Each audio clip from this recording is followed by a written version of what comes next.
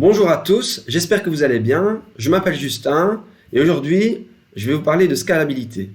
C'est un terme que beaucoup d'entre vous connaissent. Néanmoins, savez-vous exactement qu'est-ce que c'est? Si ce n'est pas le cas, je vais vous expliquer.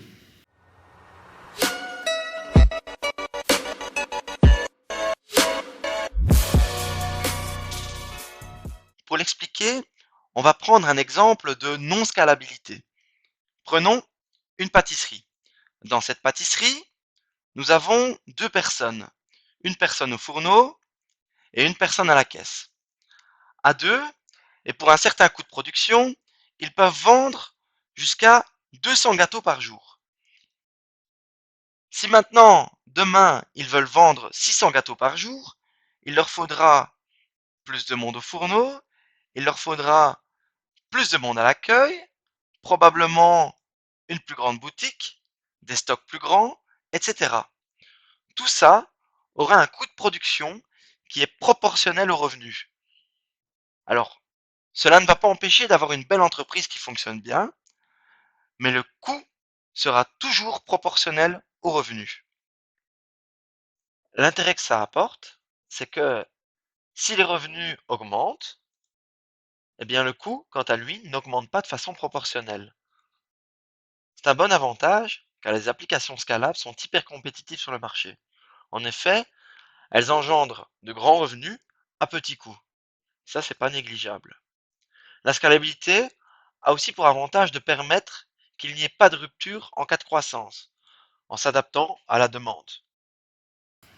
La scalabilité, c'est la capacité d'une application à être mise à l'échelle. Ça veut dire que l'application doit pouvoir répondre le plus rapidement possible dans toutes les situations. Ça paraît évident quand on regarde des grosses applications comme Facebook, Amazon ou YouTube, mais c'est un sujet complexe qui est de rendre rapidement disponible une application à large échelle. Lorsqu'on parle de scalabilité, on va aussi parler de scalabilité horizontale et verticale.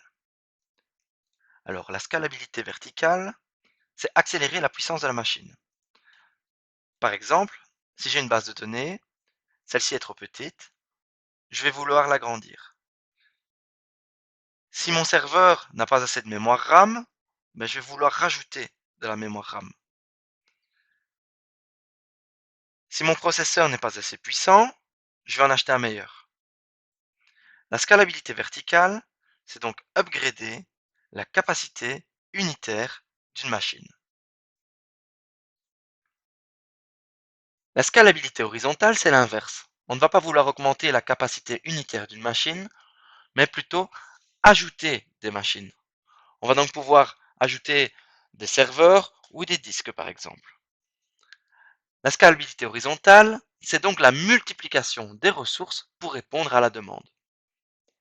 Il est à noter que l'utilisation de la scalabilité horizontale avec une base de données est très compliquée, voire quasiment impossible, car les données seraient redondantes, et cela va à l'encontre même du concept de base de données relationnelle. De plus, avoir toutes les mêmes données au même moment, à différents endroits pour des utilisateurs différents, est quasiment impossible. La scalabilité a énormément évolué ces dernières années. Il y a environ 20 ans, on n'avait pas tous ces problèmes d'horizontalité. Les applications n'avaient pas besoin d'être si performantes. De plus, l'évolution des composants était relativement rapide. Quand le service informatique avait besoin d'améliorer une machine, il allait chercher le composant adéquat et l'installait sur sa machine. C'était une bonne solution à ce moment-là, car il n'y avait pas 1 million d'utilisateurs pour une application. Aujourd'hui, il y a de plus en plus d'utilisateurs et les processeurs n'ont pas énormément évolué ces dernières années. La solution a donc été de multiplier les serveurs. Mais attention, la scalabilité horizontale, ce n'est pas uniquement ajouter des serveurs. Cela a un impact sur tout le projet informatique. De l'architecture jusqu'au développement, ce n'est pas une personne, mais bien l'équipe entière qui va devoir penser à ce que l'application soit scalable.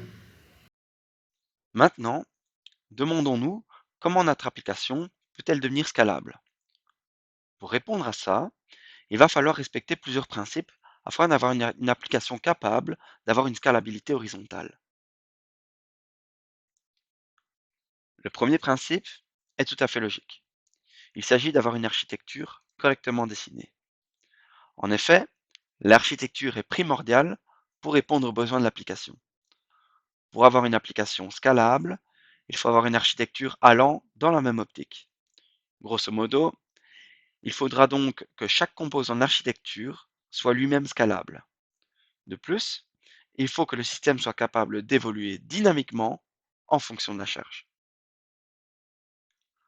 Ensuite, il faudra avoir un développement de qualité. Le code doit donc être stateless, c'est-à-dire sans état. Il doit pouvoir s'exécuter indépendamment en fonction des requêtes successives. C'est vraiment le point le plus important à respecter, car il permet de dupliquer les instances de code très facilement dans un cluster. Pour le troisième principe, il faudra faire en sorte que l'application soit performante. Ce que je veux dire ici, c'est que toutes les fonctions doivent être optimisées. Si l'exécution d'une seule fonction est déjà lente, alors la scalabilité de l'application entraînera forcément des problèmes de performance. Pour le dernier principe, il faudra diviser l'application en services. C'est-à-dire qu'un service doit réaliser une tâche ou un ensemble de tâches. Si l'application est correctement divisée, cela permettra d'allouer les ressources aux bons endroits. Appliquer tous ces principes est peut-être plus facile à dire qu'à faire. Mais je suis sûr que la plupart d'entre vous utilisent déjà certains principes dans leur développement, tout ça sans le savoir. Par exemple, en ajoutant une couche service à votre application, il s'agit simplement de la mise en œuvre du quatrième principe. Pour illustrer tous ces principes, nous allons utiliser une citation de Kent Beck. Kent Beck, qui est un informaticien notamment connu pour être à l'origine de l'extreme programming. Et qu'est-ce qu'il nous dit, Kent Beck? Il nous dit make it work, make it right, make it fast. Qu'est-ce que ça signifie? Make it work. Ça signifie que le code doit fonctionner avant tout. Il ne doit pas forcément y avoir de test unitaire. Il ne faut pas forcément que le code soit optimisé. La première chose, c'est qu'il doit fonctionner. Lorsque le code fonctionne, make it right. Cela signifie qu'on va pouvoir faire les choses correctement. On va utiliser des tests unitaires, on va essayer d'avoir une bonne syntaxe et que toutes les données ne soient pas codées en dur. On retrouve ici notre principe de développement de qualité. Le code est donc à ce moment-ci stateless, sans état. Make it fast. Ça signifie que si on a le temps, parce qu'on n'a pas toujours le temps, il faut faire du refactoring. Il faut optimiser son code afin que celui-ci soit le plus rapide et le plus efficace possible. On va donc ici pouvoir retrouver notre principe d'application performante. Pour conclure cette vidéo, on va retenir plusieurs points. Tout d'abord, l'intérêt de la scalabilité. Adopter un modèle scalable, c'est s'assurer un développement plus durable et donc faire face à l'hypercroissance sans avoir augmenté ses dépenses. C'est aussi avoir les faveurs des investisseurs. En effet, votre application sera donc très rentable et cela permettra de réaliser des économies d'échelle. Ensuite, on va retenir l'importance de la scalabilité. Aujourd'hui, selon moi, toutes les applications devraient être scalables. On est très rapidement à la limite de ce qu'une machine peut faire et en tant que développeur, on fait de moins en moins attention de nos jours. C'est-à-dire qu'on instancie énormément d'objets sans se soucier de la performance et on utilise de plus en plus de services de haut niveau qui consomment énormément de ressources et de mémoire. La scalabilité touche donc aujourd'hui toutes les applications. On va aussi retenir les principes de scalabilité. Ensuite, la citation de Kent Beck.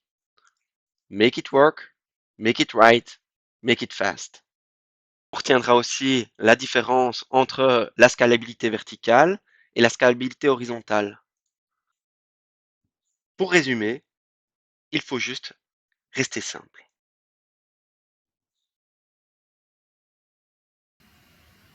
Voilà, cette vidéo est finie. Je vous remercie de votre attention. J'espère qu'elle vous a plu. À la prochaine.